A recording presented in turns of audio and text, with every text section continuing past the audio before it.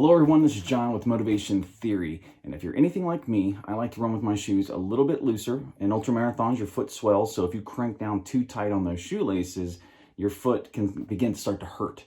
I like to try to avoid that, so I have a tendency to leave my shoes a little bit looser on runs, and sometimes that comes back to bite me. It comes back to bite me sometimes because I'll go out on a training run in the trails and I'm running a ton of hills, and then I'll have something start to rub, my heel will start to slip, and my toes will jam into the front of my shoe, and all of that is completely avoidable. I know that. It's just when I'm getting lazy and I forget to do that.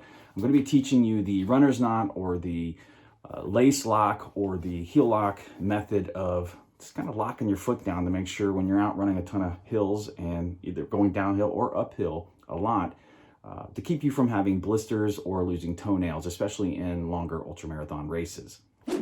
So it's a pretty simple thing. You lace your shoe up normally, just like this, and then you leave that last eyelid open. You then run that straight back through there. Leave that there like that. You do the same thing on the other side. Basically, you're just creating two little loops like that. We do this again down here. Created our little loop there. This side again.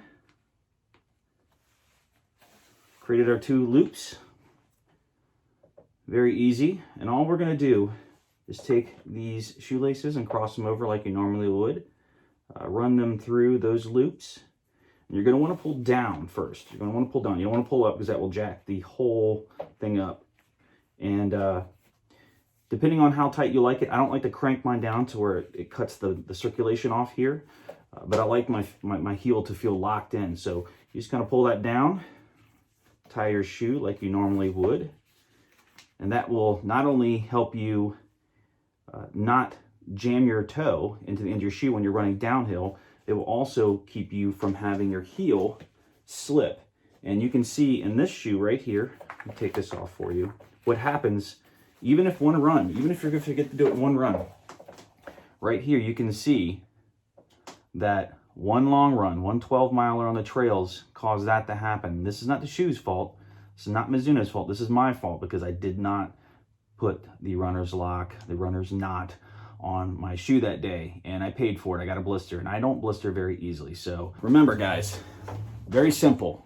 Two loops at the top, run your shoelaces through, and then just cinch those bad boys down just like that. Very simple. Lock it down, and it will keep your heel in, it will keep your toes in place, and it'll give you a little bit more of a snug feel, and you can possibly avoid blisters. I'm not going to promise that you're going to avoid blisters, but there's a good possibility you can avoid blisters that way.